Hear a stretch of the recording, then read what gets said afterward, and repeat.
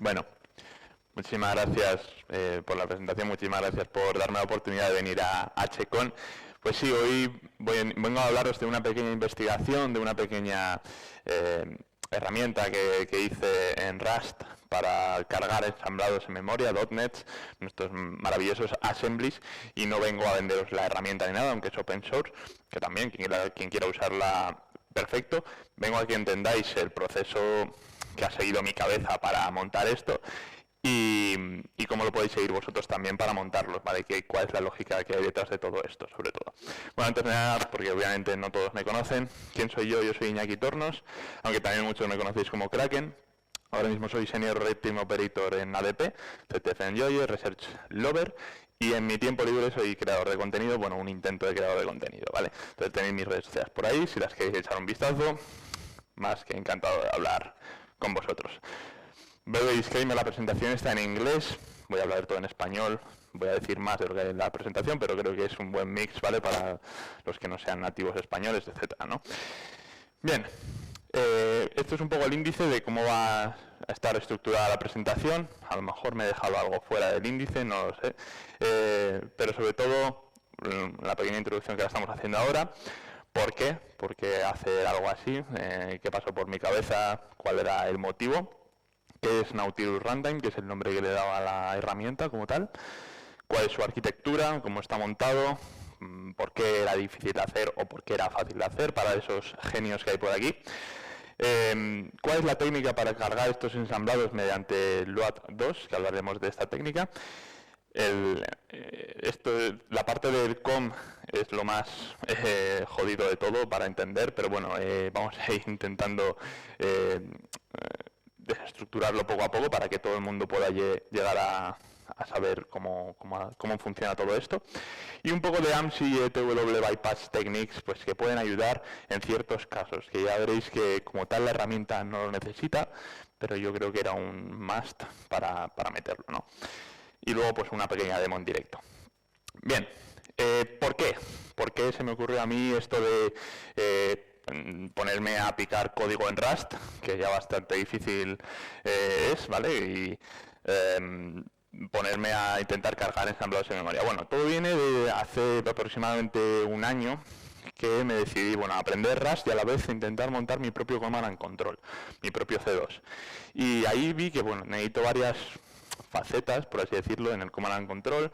Necesito un conf loader para cargar Beacon Object Files, que necesito ciertas tareas que sean asíncronas, y una de estas tareas que yo quería hacer era utilizar el típico inline execute assembly que conocéis de Cobalt Strike, el típico execute assembly, que también está en Sliver C2, etcétera, pero directamente incrustado en mi Command and Control. Y me puse a investigar, y la mayoría de guías y la mayoría de maneras que había de conseguir esto que estoy explicando era a través de una interfaz que ya estaba deprecada, que hablaremos de ella, que es iCore Runtime Host, que pues te facilitaba un poco la vida porque podías cargar, ejecutar y editar los assemblies muy fácilmente, era solo una interfaz COM y era bastante sencillito. ¿Qué pasa? Que esto fue muy targeteado por los antivirus y demás, y el Windows de Microsoft decidió deprecarlo y a tomar por saco, ¿no? Entonces, todo lo que había estaba muy filtrado, o sea, muy pillado por todas las firmas, monitorizado. El AMSI lo trillaba y obviamente el ETW también lo trillaba, ¿no? Entonces yo tenía que buscar algo que dijese, oye, pues puedo seguir haciéndolo, pero ¿cuál es la alternativa, no? Porque si deprecas una cosa, tienes que seguir ofreciendo ese servicio de otra manera, ¿no? Y efectivamente lo hacía, ¿no? Entonces, mediante otras interfaces, que hablaremos de ellas, de las COM interfaces, las maravillosas COM interfaces, pues me daban la oportunidad de seguir intentando montar mi pequeña herramienta, por así decirlo, ¿no? Y aquí entra Nautilus Runtime, ¿no? Nautilus Runtime, en esencia, lo que es un loader, por así decirlo, de esos binarios que se lo vas a pasar como un buffer. ¿Qué pasa? Que normalmente lo que pasaba es que se utilizaba la función de la interfaz load3, ¿vale? Que esta era para directamente cargar el binario, el assembly, directamente desde el buffer, y en el momento en que lo hacías, pues te trillaba el AMSI, te lo cargaba y ya tenías el AMSI ahí dando por saco, y muchos command and control que veáis lo que hacen es parchear el AMSI antes de todo, ¿vale? Que yo tenía pensado incluir un patch en el AMSI y en el ETW, que lo incluí, pero no es necesario, con lo que vamos a explicar, ¿no? Entonces, Nautilus Runtime, ¿cómo funciona? Lo primero de todo, que vamos a intentar desestructurarlo, son las COM interfaces maravillosas que se entienden entre poco y nada. El CLR Host Management, que es la estructura principal de cómo funciona, de cómo cargas el assembly y no mueres en el intento en un silent crash y a tomar por saco, y algunos security bypass mechanisms, ¿no? Lo primero de todo, el Nautilus Runtime lo que hace es, mediante un CLR host, que es la estructura principal, lo veremos, inicializa lo que es la metadata del host con un metahost, luego el runtime information se recupera y se verifica para saber que está bien, ¿no? Y que puedes cargar assemblies y que está todo correcto. Hasta ahí prácticamente nada cambiaba de lo que ya existía en Internet, ¿vale? De ICO Runtime Host, etcétera, etcétera, ¿no? Entonces, luego, en vez de extraer directamente lo que es el buffer del assembly, lo que extraes es un identity string. Este identity string lo que nos va a dar a nosotros es la capacidad de referenciar el stream del buffer sin directamente cargarlo en la interfaz, cargarlo en tu runtime, por así decirlo, aunque tú como tal lo estás guardando en memoria ya, pero el AMSI no entra en juego de momento. Entonces, después de esto, tenías que pensar en cómo implementar un host control, que este host control sea el encargado de traducir la identity string al buffer y ya empezar el runtime y que se ejecute en el abdomen correspondiente, que hablaremos de él, etcétera, etcétera, ¿no? Entonces se ocurre en todo el tema de los callbacks y demás, que obviamente los voy a explicar poco a poco, y mediante el callback pues ya puedes cargar el buffer y buscas el entry point en el buffer y saltas a él, simplemente, ¿no? Muy sencillo de conceptualizar en un dibujito súper guay, pero luego a la hora de ejecutarlo pues tiene su complejidad, ¿no? Entonces, la función principal, que espero que podáis más o menos leer los pantallazos que hay de código, aunque cuesta, yo lo sé, básicamente es la función initialize, que es la que se encarga de iniciar todo lo que es la estructura, todo lo que es el runtime, por así decirlo, y que luego tú puedas cargar directamente el buffer que quieras, puedas cargar directamente, puedas empezar lo que es la ejecución del assembly o puedas pararla, etcétera, ¿no? Entonces, la función initialize yo la pensé como eso, ¿no? Que se encargue de absolutamente todo y que luego yo ya pueda hacer otra función que ejecute, ¿no? Esta función lo que se encarga es de crear una interfaz metahost, que esta interfaz es la que recupera básicamente el CLR y pues puedes saber cuáles son los runtimes instalados, etcétera, para luego pues utilizarlos. Luego, pillar el assembly buffer. Normalmente en un command and control no lo vas a pillar directamente de disco. La herramienta sí que lo pilla de disco ahora mismo, pero vemos que se puede usar como librería, ¿vale? No tiene ningún tipo de problema. Luego, coger el CLR Runtime Host, que este sería el reemplazo del ICO Runtime Host que estaba deprecado, que hablaremos de las características que tiene y por qué es el sustituto, por así decirlo. Luego hacer tu propio iHost Control Interface, que este es el control que os estoy explicando para directamente traducir el identity string al buffer, empezar el runtime y crear un app domain, que el app domain es simplemente para crear un entorno de aislamiento y de un entorno de ejecución seguro, ¿vale? Mediante los argumentos que tienes que crearlos en un safe stream, un safe array, etcétera, ¿no? Pues para tener todo un poco más o menos claro, esto es lo que hace principalmente la función initialize de la herramienta, ¿no? Ahora, vamos a empezar a hablar de qué es lo que viene distinto, por qué Load 2 y no Load 3, qué es Load 2, vale. Tú cuando ejecutabas lo que es un assembly, cuando utilizabas uno de estos loaders que ya existían con ICO Runtime Host, lo que se hacía normalmente era utilizar Load 3 para cargar directamente el buffer en memoria, ¿no? Pero el Load 2 lo que hace es, a partir de un identity string, de un nombre, cargar un buffer. Y decías, vale, pero ¿cómo? ¿Cómo puede ser que le dé un nombre y me cargue todo el buffer, ¿no? O sea, ¿qué magia negra está pasando aquí, ¿no? Bueno, básicamente lo que pasa aquí es que tú tienes un host control súper bien montado, que ahora hablaremos un poco más en detalle de dónde sale el host control, qué pasa con él, cómo funciona. Pero este es el que se va a encargar de que el load2 va a intentar cargar el identity string, ¿vale? Y va a fallar, va a decir, no, amigo, esto no es un buffer, esto yo no quiero esto, ¿no? Pero va a haber un fallback. Este fallback va a ir al host control y el host control lo que va a hacer es arreglártelo y darte un istream que directamente contenga los bytes del assembly que tú de verdad quieres ejecutar, ¿vale? Que no sea simplemente el identity string, porque eso no va a llevarte a ningún lado, ¿no?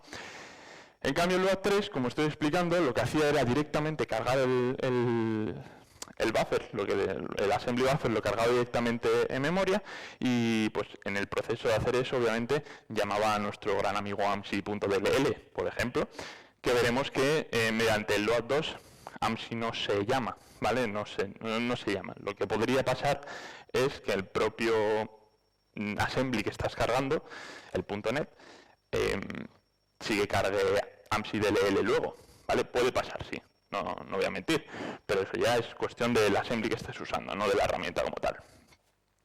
Entonces, bueno, yo lo que hice para ver esto y demostrarlo, obviamente, es que después de que se encuentre el entry point y justo antes de llamar al punto de entrada, de llamar al invoke, meter un breakpoint.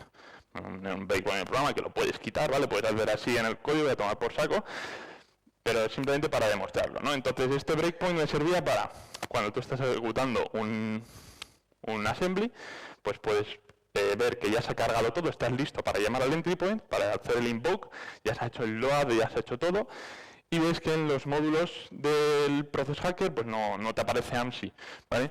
Ahora, luego va a llegar la función invoke3, que es la que se va a encargar de ejecutar ya por fin el punto de entrada, el main de nuestro assembly, y aquí sí, si el binario es pues un binario que vos haga demasiadas funciones, o que, por ejemplo, seatbelt, cuando tú haces un seatbelt group all, seguramente te carga AMSI.dll por todo lo que vaya haciendo el seatbelt por debajo, ¿no? Pero veis que aquí pues se ha cargado AMSI.dll al cargar seatbelt con el group all ahí arriba como argumento. Pues esto pasa por el propio binario, lo voy a ejemplificar, no por el propio invoke3. Invoke3 no es el culpable, ¿vale? No es el culpable de la película, simplemente es nuestra función que va a hacer que se ejecute el punto de entrada del assembly, básicamente. Así que básicamente el host control es nuestro padre protegiéndonos. Entonces vamos a explicar brevemente, como se puede, qué es el host control, qué mecanismo tiene para traducir lo que es el identity string de el assembly que estás pasando al buffer, ¿no? A lo que de verdad quieres cargar, a los bytes. Bien, lo primero de todo es registrar un host control, ¿vale? El color del proyector pues no permite que vayáis a leer muy bien lo que es el código, pero yo os lo voy explicando poco a poco. Lo primero de todo, cuando el CLR necesita resolver el assembly, necesita que el host control dé el fallback correspondiente al host assembly manager, que es la siguiente interfaz, ¿vale? Poco a poco. Esta interfaz lo que se va a encargar es de proveer a nuestro programa de una referencia entre todos los assemblies que tienes que cargar, y dónde los tienes que cargar, y cuál es su identity string, sobre todo, ¿no? Pero sobre todo que haga de manager, ¿no? Entonces el host control sería más alto nivel, la API de alto nivel que nosotros tenemos, y el host assembly manager sería ya lo que va a servir como de interfaz principal para recopilar todos los assemblies que nosotros vayamos cargando, ¿no? Ahora, efectivamente, el Assembly Manager Host da un puntero, por así decirlo, tiene la función, mediante la función getAssemblyStore, te da la capacidad de directamente acceder a donde están guardados el identity string y el buffer en una misma estructura. Entonces tú puedes saber mediante el Assembly Manager cuál es el binario que tienes que cargar, cuál es el assembly que tienes que cargar, y mediante el Assembly Store hacer el match entre ese identity string y ese buffer, ¿no? Hasta aquí todo correcto, ¿vale? Aunque cuesta un poquillo más entenderlo. En el momento en el que ya has llegado al Assembly Store, es en el momento en el que ya tienes la función provide assembly, y bueno, también tienes dos funciones. Tienes provide assembly y tienes provide module. Pero provide assembly, sobre todo, es la función que nosotros queremos usar para cargar directamente el buffer a partir de identity string y que nos lo devuelvan un stream, ¿no? Básicamente nos pide el CLR el identity string y nosotros en vez de devolverle identity string le devolvemos el buffer y todo correcto. Ya lo podemos cargar sin ningún tipo de problema. No detecta AMSI que estamos cargando pues eso, el buffer directamente desde el disco. AMSI no se llega a ejecutar en ningún momento, o sea que de momento estamos bien, ¿no? Eso es la estructura principal de lo que hace el host control. Pero claro, el nombre es distinto de identity string, ¿vale? Pues un identity string no es solo seatbelt, ¿vale? Seatbelt no tiene como identity string seatbelt y ya está. No, el identity string son más cosas que entre ellas incluye el nombre del assembly, ¿vale? Entre ellas, pues encontramos el nombre del assembly, la información de cultura, el número de versión y el public key token, ¿no? Entonces, no se ve demasiado bien, bueno, sí se ve lo suficiente bien. Fijaos que ahí metí un pequeño print para que se viese el identity example, seatbelt, versión 0000, culture neutral, public key token igual a null y process architecture msil, ¿no? Entonces, pues para que veamos un poco cómo es un identity string de verdad. Y ya veis, no es nada parecido a lo que es un buffer. Entonces esto lo vas a guardar en la estructura del eHost Assembly Store. Y en el eHost Assembly Store vas a tener, a su vez, lo que es el buffer correspondiente a este string, ¿no? A esta identity string, básicamente. Y este es el pequeño link que hace que el load2 funcione, ¿vale? A través del provide assembly, que es el callback principal al que va a llamar el host control cuando todo falle, ¿no? Cuando, obviamente, intentes cargar algo que no se puede cargar. Ahora, bueno, yo, como tal, os estoy hablando ahora de que no, AMSI no se carga, ETW me la pela. Bueno, yo sabía que en ciertas ocasiones era correspondiente aplicar un poco de hardware breakpoints o en este caso de hardware breakpoints o de alguna metodología de patching de AMSI, pero yo quería algo que fuese OPSEC, ¿no? Al final me decanté por hardware breakpoints porque lo típico de abrir NTDL, parchear el primer byte, luego directamente también igual AMSI, parchear todos los bytes. Bueno, normalmente los EDRs, incluso yo creo que el Windows Defender debería ser capaz de detectar eso. No estoy seguro de Windows Defender, pero los EDR seguro, ¿no? Que te meten un hook en AMSI BDL, detectan si estás haciendo un stomping de los bytes, ¿no? Que estás tamperizándolos. Entonces, no me interesaba esto. Ahora, los hardware breakpoints no es que sean magia y que ya no los vayan a detectar ni nada, pero son un poquillo más OPSEC, ¿no? Se tratan de meter unos pequeños debug registers para interceptar las llamadas a las principales funciones que tú quieras, ¿no? Entonces, por un lado, en AMSI quería hacer un target de AMSI scan buffer y en ETW quería hacer quería targetizar ETW event write, ¿no? Eran mis dos funciones que yo quería detectar y de alguna manera sobrepasar, ¿no? Mediante los hardware breakpoints, ¿no? Entonces estos hardware breakpoints los metías.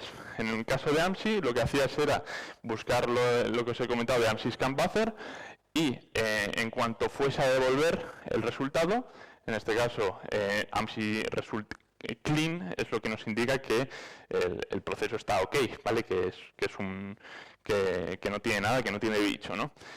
Entonces tienes que devolver en ese valor, en ese registro de RAX, tienes que meterle un 0. Para los que más o menos entendéis de reversing, de registros y demás, normalmente una función RAX es el valor que se devuelve de la función, ¿no? Entonces simplemente le metes un 0 y es como si estuviese devolviendo un resultado exitoso AMSI, ¿vale? A grosso modo esto funciona, ¿vale? Esto simplemente AMSI, aunque esté cargado, no debería flaggear como malicioso el proceso.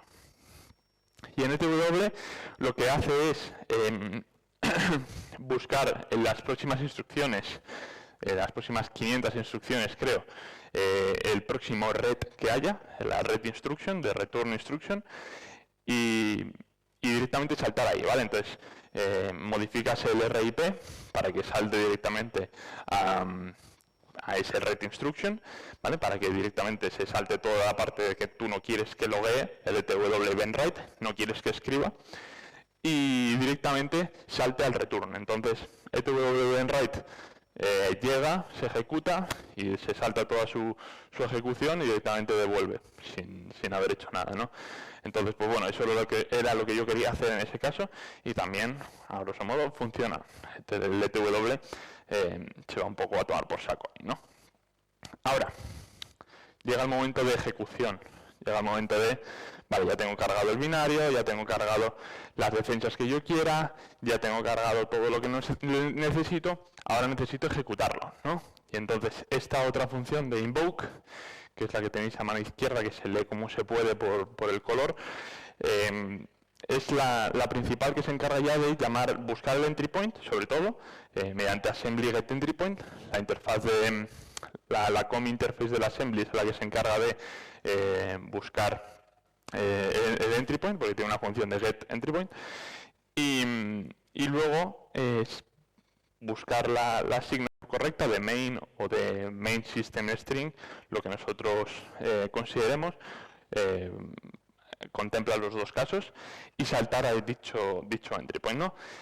Para el entry point lo que hace es, para llamar al entry point directamente, lo que hace es utilizar la interfaz de invoke3, ¿vale? La función de invoke3 directamente para directamente llamarlo, ¿vale? Esta es la función de invoke3, es la que ya se va a llamar para tú ejecutar el binario, ¿vale? Sí que había una función invoke2 que al principio pensé, bueno, la voy a tener que utilizar seguro. No, invoke3 no es el culpable de ninguno de nuestros problemas, así que simplemente me limité a no complicarme más la vida, que bastante me la había complicado con las interfaces, por así decirlo, ¿no? Entonces, básicamente,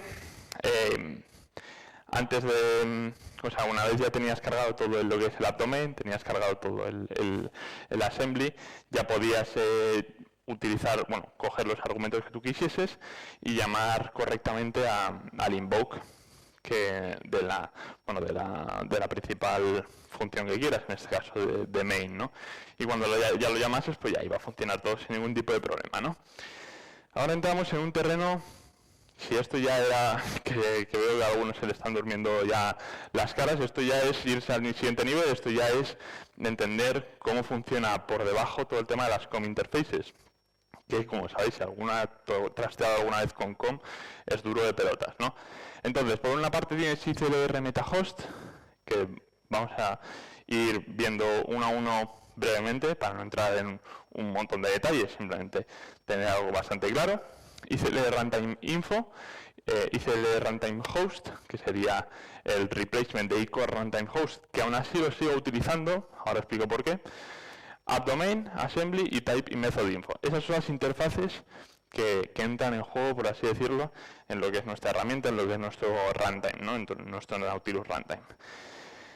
Por un lado, ICLR MetaHost lo que hace es servir como entry point de todo lo que es el hosting de los CLRs y proveer de todos los métodos para enumerar los runtimes que hay instalados, saber las versiones específicas que haya, etcétera, etcétera, ¿no? Entonces, el ICLR MetaHost es lo primero que se llama para saber eso, ¿no? Para saber si está correctamente instalado, si tiene runtimes instalado, y que puedas tú luego con ICLR Runtime Info recuperarlo, ¿no? ICLR Runtime Info es la interfaz que te va a permitir a ti recuperar toda la información del CLR que necesites. Recuperar la string de la versión, del directorio, si se puede cargar, si se ha cargado ya, coger la interfaz, sobre todo, esta función es muy importante, la de getInterface, porque es la principal que se va a utilizar para tú coger cualquier interfaz que no sea del ICL Runtime Host de una manera un poco más eco-friendly, ¿no? Que sea un poco más fácil. Porque lo que pasa con todo este tema de las COM interfaces es que cuando tú estás ejecutándolos, cuando tú estás haciendo tus pruebas, vas a ver muchas veces fallos. Obviamente, si tú estás intentando montar algo así, pues te van a dar muchos fallos, ¿no? Y uno de los fallos que me encontraba era nada, y otro era nada también, porque eran silent crashes que no me decían absolutamente nada. Entonces yo tenía que ir debugueando para saber en qué parte crasheaba, en qué parte iba bien, etcétera, etcétera. O podía ser que en una cierta parte no crashease, pero provocase un crash en 4 pasos más tarde, ¿no? Entonces, esta interfaz era la que se encargaba de hacer todo esto, ¿no? Estos problemas que tenía yo. Entonces me hice una pequeña función de verify runtime info, que lo que hacía era pues hacer ciertas comprobaciones para saber si es cargable y si está cargado ya, ¿no? Entonces, pues, esta función que se llama en el initialize que os he enseñado antes era eso, ¿no? Simplemente hacer un poco de triquiñuelas entre lo que ya teníamos para saber si es cargable o no. Sobre todo, como aquí se ve un poco más grande, fijaos en la parte del let hr, ahí es la sintaxis para llamar a cada función de las interfaces, ¿no? Entonces, para que veáis que no es sencillo, tienes que haber varios punteros anidados, llamar a la vtable y directamente a la función que tú quieras. Luego tienes ICL Runtime Host, que este es el reemplazo del ICO Runtime Host del que os estaba hablando y que es el propio manager del que va a servir para empezar, parar todo la ejecución de los assemblies y para setear un host control, ¿no? El host control, que ya hemos hablado de él, que es el que se va a encargar del fallback, etcétera. Entonces, mientras que ICO Runtime Host lo que hacía directamente era cargar el buffer y podía iniciarlo y ya está, el ICL Runtime Host lo que te da a ti es la capacidad de setear un custom host control, ¿vale? Con el set host control, para que tú puedas hacer un manage de esos fallbacks que te van a dar al referenciar la identity string, ¿no? Como os digo, ICO Runtime Host, que está deprecado, sobre todo, te da todas las funciones de CLR Capabilities para hacer un managing, pero yo lo seguía usando para crear el App Domain Manager, sobre todo, ¿no? Para crear el domain o el Get Default Domain, pues lo seguía utilizando porque se necesita un App Domain, ¿no? Entonces, pues, me venía bastante bien. No sé desconozco si habrá otra manera de crear un App Domain, pero ICO Runtime Host me lo daba y no tengo ningún problema en utilizarla, así que lo hice. Luego el App Domain es la interfaz que acabamos de crear para yo poder tener una referencia, o sea, un entorno, perdón, de donde pueda ejecutar los assemblies en un contexto aislado de todo el .NET System App Domain Class, ¿no? Entonces, básicamente, esta interfaz, el AppDomain, es la que va a tener la función principal del load-assembly, que es la que directamente va a llamar al load2, ¿vale? Entonces aquí ocurre la magia del load2, en la interfaz del AppDomain, es donde en el contexto seguro, por así decirlo, vamos a hacer todo el fallback al host control. Y luego la interfaz del assembly como tal es la que se va a encargar de recuperar toda la metadata y los entry points del assembly que estamos cargando, ¿no? Entonces, pues es necesario que tengamos una interfaz assembly que se encargue de recuperar el entry point luego, ¿no? Porque si no, ¿cómo lo vamos a encontrar? Entonces, es necesario que tengamos la interfaz de assembly para encontrar el entry point y luego ya poder ejecutarlo finalmente, ¿no?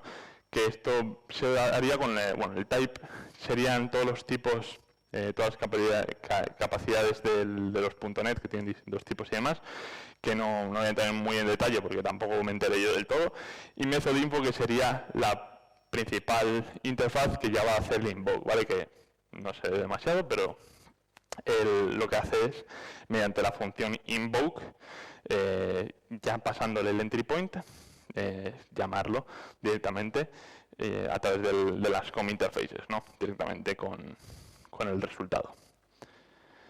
Entonces, ya habéis visto que pues, bueno, es complicadillo de entender, de seguir un hilo entero de todo lo que es los runtimes, las interfaces y demás. Es un poco jodido de entender al principio, yo lo entiendo porque a mí también, yo también he estado sentado ahí intentando entender todo esto. Pero básicamente la principal característica de todo esto es tener un concepto claro entre CLR y host, entre CLR control y host control, ¿no? Entonces el host control sería todo el que se encarga de la protección del host, las políticas de fallo, el garbage collection, los eventos de CLR y el debugging, y luego el host control que nosotros hemos montado, ahí ya puedes acceder a la memoria, a los silos, a la sincronización, al in and out, al assembly loading, garbage collection, etcétera, ¿no? Entonces, esta relación que tienen entre ellos de mandarse cosas entre sí es lo principal, ¿no? Entonces el host control es la estructura principal. Entonces, host control, breve repaso, llama al assembly manager y el assembly manager llama al assembly store. Entonces, esa es la estructura principal de cómo funciona específicamente esta versión de un loading de assemblies, ¿vale? Es lo que se caracteriza principalmente. Entonces el Assembly Store Interface, como os decía, es el que ya tiene la función de Provide Assembly de la interfaz correctamente definida y es el que nos va a dar directamente el buffer del Assembly. Y el Assembly Entity Manager básicamente es para hacer un manage de esa Identity String de las que estábamos hablando tanto, que nos ha tocado tanto los huevos. Y teníamos que bypassear no, teníamos que pensar de una manera de reimplementar lo que antes era súper sencillo con ICO Runtime Host, pero con ICLR Runtime Host, ¿no? Ahora, esto no es una cosa que haya inventado yo, esto lo utilizan aplicaciones como SQL Server desde hace bastante, como desde 2006, para recuperar archivos de bases de datos, etcétera, y luego recuperarlos, ejecutarlos directamente, etcétera, ¿vale? No es algo nuevo. Ahora, las integraciones finales que tiene que tener en cuenta de la herramienta. Lo primero, una estructura donde vayas guardando tú todo sin tener que llamar 400 veces a la misma función cada vez que quieras referenciar algo o crear los objetos 25 veces. Entonces el RHost es esa API de alto nivel, por así decirlo, que te va a permitir hacer un manage de todo este tema de los runtimes, etcétera, ¿no? Esta estructura va a guardar el assembly buffer, el runtime version, el nombre del dominio, el add domain, el assembly entity y el host control, que es otro objeto que ahora tienes tú que hacer manualmente, ¿no? Entonces esas dos cosas las tenemos que tener claras, ¿no? Aparte, también tenemos que implementar lo que es un control de todas las versiones posibles del runtime, entonces igual, la versión 2, 3 y 4 las tienes que incluir. Para el tema de los parámetros, os lo había comentado brevemente que necesitas tener un safe array, ¿vale? No solo porque sea Rust, que también, pero porque tienes que pasar los argumentos de una manera segura a través de las com interfaces y si no utilizas esto, pues te vas a ir al carajo, ¿no? Y lo final, pues bueno, para crear un poco de string types, para crear un poco de conversiones entre BSTR, que es un coñazo, y VTF8 string cuando quieras printear por pantalla, pues también tienes que tener un poco de control de esos tipos, ¿no? No mucho más. Ahora, me funciona lo que es el compartir pantalla, entonces vamos a hacer la demo, lo que es un poco en directo, para que veáis cómo funciona todo esto y que veáis que no me estoy inventando nada, ¿no? Porque al final me puedo subir aquí, hablar de algo que haya visto en Wikipedia y ya está, ¿no? Entonces, vale.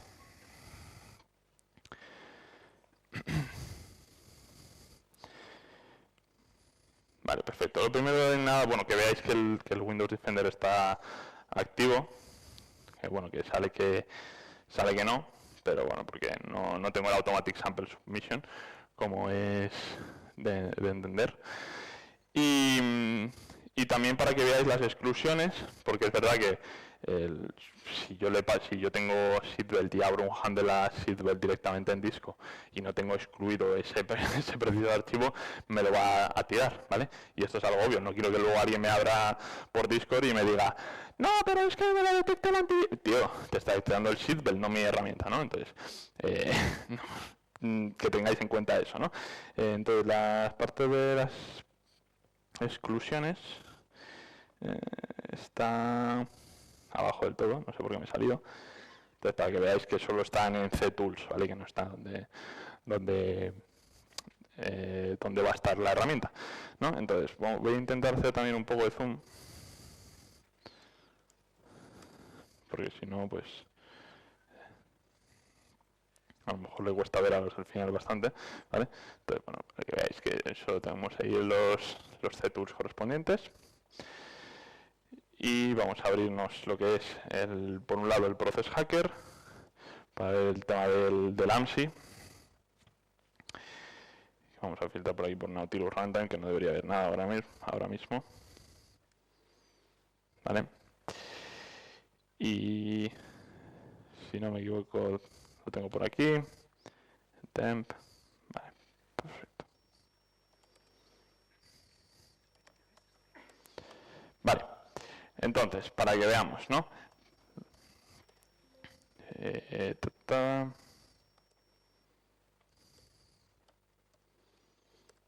Vale, entonces lo principal, Nautilus Runtime.exe, como lo estamos utilizando directamente como es la herramienta, ya veremos que se puede utilizar como librería como tal. Simplemente lo que le tienes que pasar ahora mismo es el path que tú quieras, ¿no? del assembly. En este caso seatbelt.exe, que es como pues lo principal, pues, el ejemplo principal que siempre pongo, pero vamos, aquí se va a poner el runtime started to y te va a decir que está listo para llamar al entry point, ¿no? Para que veamos los módulos que hay cargados, si hago doble clic aquí, vemos que no está cargado en ningún momento AMSI, ¿vale? AMSI no está cargado.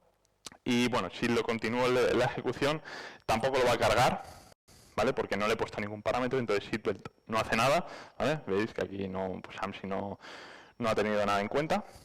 Hagamos el proceso y le ponemos un group all para que veáis, ¿no? Los parámetros se pasan con el doble guión y luego ya le pones los parámetros que tú quieras. Entonces, igual, los módulos que tenga cargados, el anterior no, ahora mismo no tiene AMSI, pues si les continúo la ejecución y dejo que seatbelt haga sus cosillas, pues AMSI DLL sí que se va a cargar, ¿no?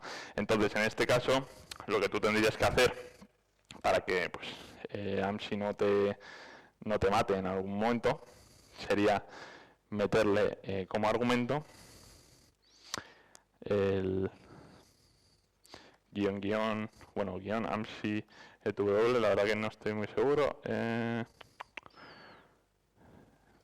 con doble guión,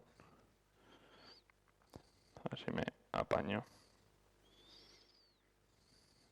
ahí, ¿vale?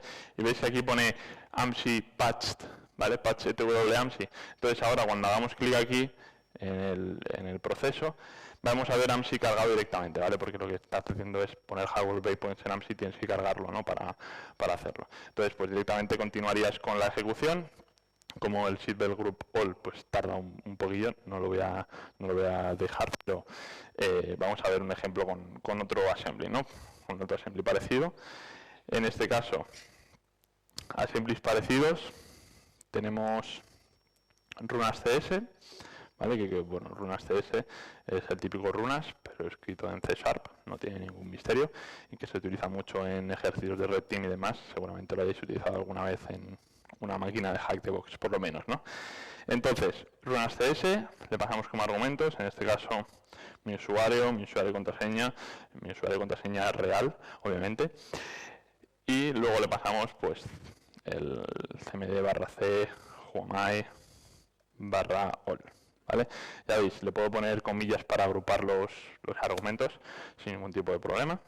Entonces ya está todo iniciado, ya está listo para ejecutar. Obviamente, si vuelvo a hacer clic, vais a ver que no tengo el AMSI cargado ahora mismo. Y si dejo que continúe su ejecución, obviamente pues va a terminar el runas.cs de ejecutarse sin ningún tipo de problema, y aquí pues voy a seguir sin tener AMSI cargado como tal, ¿vale? Porque el runas.cs en este caso no carga AMSI DLL en ningún momento. Y ya veis, como veis, el Defender pues hemos visto que está activo, que solo tenemos la exclusión ahí en Tools, donde no se encuentra el runtime, o sea, el Nautilus Runtime. Entonces, bueno, pues eso que nos llevamos del del Nautilus Runtime ahora mismo, ¿vale? Obviamente en 2 días esto está más que firmado, pero bueno, para que lo supieseis, ¿no? Bien. Bueno, aquí tenía un pequeño backup, porque me dijeron que por si acaso tal, entonces pues esto es exactamente lo mismo que os he enseñado. La sintaxis sobre todo es de la siguiente manera, como os he enseñado, le pasas el AMP7W si lo quieres parchear. Cosillas que a mejorar, pues separar una parte del AMP y una parte del DTW, eso no hubiese estado mal de mi parte, pero la verdad que no se me ocurrió, no sé por qué. Y pues bueno, luego para ejecutarlo sobre todo, como librería, que es como me imagino que la mayoría de usuarios de Red Team que tienen un mínimo de conocimiento querrían utilizar esta herramienta, se puede utilizar como librería, ¿no? Entonces, a pesar de que no se vea lo suficiente, lo que tienes que hacer es leer el buffer. En este caso lo lees de disco, pero no hace falta leerlo de disco. Pasar el buffer como quieras, con tu command and control, encriptado, lo desencriptas justo ahí, como tú quieras, ¿vale? Crear la estructura CLR host con el buffer, el runtime version y el custom app domain, e inicializarlo, ¿no? Y si quieres meterle todo el tema del ANSI bypass, etcétera, pues antes de crear la estructura de CLR host, lo que haría sería llamar a la función initialize AMP7W bypass, y los argumentos se pasan como un vec, como un vector, ¿vale? Como un vec en Rust, se lo pasa directamente al execute de abajo del todo, ¿no? Entonces lo puedes dejar en blanco, el vec, pero si no quieres argumentos, obviamente, pero asegúrate de que si que lo quieres usar, obviamente también tu command and control, tu perfecto command and control lo envía, pues que sea capaz de traducir bien los argumentos, sobre todo. Bien, antes de ya finalizar por completo, algunas de las referencias que he utilizado, sobre todo la documentación oficial de Microsoft de hosting de Common Language Runtime, esto ha sido indispensable, obviamente, y de donde surgió toda la idea, sobre todo, que no está en Rust, pero es de donde me basé para hacer todo el tema de un runtime, o sea, un assembly loader moderno, que no estuviese deprecado con el ICO Runtime Host, es de este post de IBM Xforce, Being a Good CLR Host, que aquí también lo explica muy bien, entonces, si tenéis tiempo, os recomiendo echarle un vistazo. Y para yo saber un poco cómo traducirlo a mi mundo, al mundo de Rust, que también empecé justo el año pasado, a la vez que empezaba este proyecto, entonces iban un poco a la par, pues me inspiré también en Rust CLR, que era otro manager, otro loading de assemblies en Rust, ¿no? De Joao Victorti, creo que se pronuncia así. Así que también un crack. Y bueno, le elijo Control Interface porque tienes que investigar un montón para ser capaz de crear tu propio host control, básicamente. Y poco más. La herramienta está pública en GitHub. Si queréis escanear el QR, os prometo que no es malware. Si no, pues directamente os metéis en GitHub y está público, ¿no? Y no mucho más, ahí tenéis mis redes sobre todo también, por si me queréis visitar. Y muchísimas gracias a todos por escuchar este pedazo de chapa, que sé que no es fácil. Muchas gracias.